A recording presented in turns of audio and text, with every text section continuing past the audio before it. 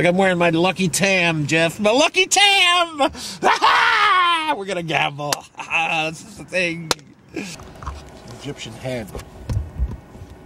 Look on the back, all these little Isis symbols. Very strange enamel. What is this? What is this? It's a silver amulet with a Star of David type of design on it. But you know, it's a universal item here. This is your good luck piece? Yeah, let me see.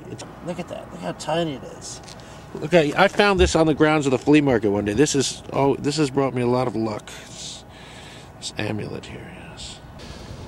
Remember, I had my first great victories at Bowie. I just walked in a blinding Christmas Eve blizzard and bet little Butsy.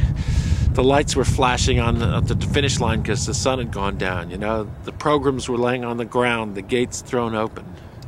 And little Butsy came in for me and paid me like $600. I was happy! I can tell you! Look at the flags flying, the air of anticipation.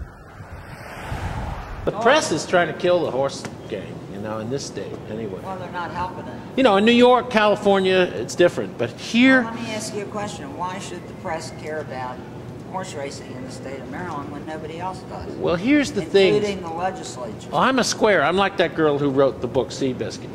When they made the movie Seabiscuit, you saw those crowds and crowds and crowds of people rooting for Seabiscuit, rooting for the other horses. That's where... Oh, sorry. That's where my feelings lie, you know. I think that people should still enjoy horse racing. Just because they have computers and all this stuff, why should people suddenly be bored with horse racing? It's much more exciting than video games and things like that. Was in that book, Seabiscuit. Was he? What's his name? John Wilkie. Oh, okay. Okay. Hey, What's your name? Mildred Wilkie. Hey, Mildred. Nice to meet you. Do you remember him? Do you remember this? Marilyn, that's right. Marilyn. She's Marilyn. Marilyn, nice to meet you, Marilyn. Nice to meet you. This is Jeff. Jeff How you Brewer. doing? Yeah, I remember when he used to come to Bowie. Oh, that's where I was telling him outside I had my first big wins there. Well, both my grandfathers owned and trained horses, so that's where I got it. It skipped a generation with my dad, but I've got it in my blood. Let's see, so what's the next? Okay, 10 minutes to the second race at Laurel. Let's see about Aqueduct. Looks like Aqueduct just passed Philadelphia Park. Gulfstream. Okay, 16 minutes to the first race at Gulfstream. That's going to be good because there's a full card, 9 horses, Jeff, at Gulfstream. And look, the 8 one. 8 often wins the first race at Aqueduct, I found. Philly Park. I think I might want to make this. Kind of a wild man at Philly. What do you think? I'm going to go see one of my teller friends. What do you think? Mary, I'm with my friend Jeff today. We're doing some wagering. Yeah, it's kind of an exciting... I think we'll get excited about Philadelphia. It's about to go off. Mary is one of our greatest tellers. Well, thanks, Jeff. Hey, what do you say, Jerry? Let's do the 147 exacta for $1 box. Let's put 3 across on that 1 horse. Let's put 8 to place on the 4 horse. Do you know what you're doing? Oh, totally. Let's put, don't I, Mary? Oh, sure. The 7 horse, let's put 7 to show on him. 7, sure, 7. Yeah. And then at Laurel, I'll take, how many interests today? About, they've scratched some horses. 4 horses scratch. Is the 5 still running? Yes. Let's put 5 and 5 on the 5. And at Gulfstream, I'd like 3 across on the 9. 3 across on the 9 at Gulfstream. Yeah. This is for one race? Well, several races. 3 across on the 9 at Gulfstream and 4 across on the 7. 3 across on the 4. And 2 to win in place on the 1, 2, 3, 5, 6, and 8. That's fine. 94. Yep. Yeah, this is my big bet of the day, Jay. Got enough for lunch money. Something's going to come in on that, I can tell you. All right, let's go. Good luck. I got all my tickets, right, Mary? I hope so. Bye. You're welcome. Oh, they're having a post parade for the second race at Laurel. It'd be good if we. Well, I got 150 back from the gig, so I decided to just make a large wager. Decided to make a large wager. It's turned out to be a nice day. Beautiful day. Great day for visiting at the races, don't you? Definitely, definitely. Definitely feels that way. Documentary here to keep the excitement of the racetrack alive. Me too. I used to love to taste the feel of the sand, you know. In the old days, you could stand down there right along. 5 minutes. They've changed that. Just smell them. Just smell them. It's good enough. I'm telling you, it's pretty good. Out here on the rail, you can even smoke. Right. Very few places you can do that anymore. Come on, let's win. Let's see a winner. Jeff, I'm going to leave you out here for a minute. I've got to go in and check the Philadelphia results.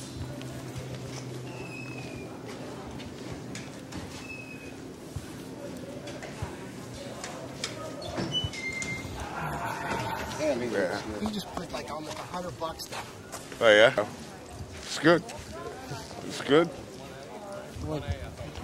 That's the excitement of racing. Don't you want to? I'm thinking, doesn't he want to pace himself? Pace himself. Pace himself. Pace himself. Oh, pace himself. Well, you see, you get that trigger, you get that bite once you're here. You can smell and see the horses. You know, it's an impulsive thing, mind you. There's no logic to this. It's just an impulsive thing. How long have you been coming here? Well, Laurel, I went away and I came back. I have sons that were born in Laurel in 1990. So I went to law school and I came back here. So you're an attorney? Yeah. Wow. But I'll tell him why I took today off. From tomorrow too. You got 2 days off? 2 days off. I'm in district court all next week, so I could as well give myself some downtime. But you've been coming to Laurel. You go to any other tracks? Or? Oh yeah. I went to grad school in Miami. Went there, went to law school in New York. I went there. Yeah. Saratoga is definitely a must place in the summer. We grew up around the horses, my whole family. Where's that? Well, we grew up in the Caribbean, but we've lived here since the 80s, so we've been around Saratoga, Calder Racetrack, Gulfstream, good old Laurel. Horse racing is fun. It's fun. I've been coming for That's Baldwin Kiss. Put him on TV. Baldwin. Yeah, Baldwin. Yes. Put him on there. They're friends of mine. These are just guys that we all hang with. We've been hanging around for literally 20 years. Coming to Laurel? Yes, coming to Laurel. Went to Bowie when Bowie was open. So I've been going to the racetrack for many, many years. Yeah, what are some of your fondest memories? Well, I got stuck in a blizzard down at Bowie. And that was 30 years ago. I remember that. So you had to stay over? Yes. In the grandstand? Yes, they helped us out quite a lot with coffee, sandwich, sodas, whatever they could do. Hey, Louie. What? Lou, you want to just say a couple words to the gentleman? Nah. This guy here has been coming for many, many years. I know Yeah, that. right You've been here. coming longer than me, right? Is that on Italian TV? Yeah. It can be. Could be. Yes, you got to give Be me on some Italian TV? Italian TV. That's, I know, yeah, there's the Italian-American I'm channel. an FBI. Yeah. Help me out. Better on the You know what that means? Full-blooded Italian. Full-blooded Italian. You've been coming here a long time? Well, not all, but most of the time. You like the track, or? Do I like the track? It's a dump. Yeah, let me tell you, I hope my wife was just to get away from her, I come here. Put that on it, too. Yeah. Oh, and you'd be doing me a favor. Yeah. The horse I like, a horse that wasn't even finishing the money, objected against the horses on top, so mine will get put up. This is very powerful stuff. Come on, five. Hey, boy, I waited on that. Have you ever heard of waiting on the blink? It's the longest objection, and they put me up. I had 8th place on that board. Now you're going to see some cash. There's an old racing term. It's probably old as toper or stupor or tout, a railbird, on the blink. 3-way objection by a horse who didn't place in the money.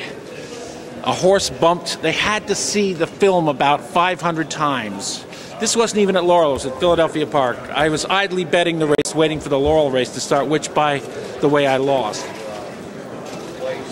I bet a long shot for second place. I just happened to put a hefty bet on him, $8 for him to place. He finished a game third, but apparently the horse who finished second had bothered the 7 horse, who objected against all 3 horses. After the stewards at Philadelphia viewed the film for about 100 times, because it was 15 minutes, you should have filmed me sitting there. Let's reenact this. I'm looking at the screen. I'm clutching my tickets. What's going to happen? The Laurel race goes off. I go outside. I lose that race. But that nice man Boyce, he won something on that because he's like the Canadian horse. They love I love the Canadian horse. Okay. Then Gulfstream goes up. I'd bet every horse in the race, which is kind of stupid, but the horses I bet the most on came in first and second, so I have that. Then they... How much money are you going to make? Probably as much as the 94 that I wagered. Let's take a look and see. Here's the reenactment, Mary. Good to see you. Remember how foolish I looked betting $94 on a variety of horses? Well, let's start with the simple stuff. Gulfstream. Here's the Gulfstream bet. Okay, $12.40, that's not a lot. $34.30, that's getting up there. So I'm only 60 in the hole, right? 8 to place on the 4. They put her up, baby. They put her up. What did I get? $89.50. I'm only $4.50 down for all that crazy wagering. I want to see a 50. Mary. You got one? Yes, I do. I like to see large bills. It gives me the delusion that I've won something. Do you ever bet, Jeff? Do you ever wager at the track? You should try it sometime.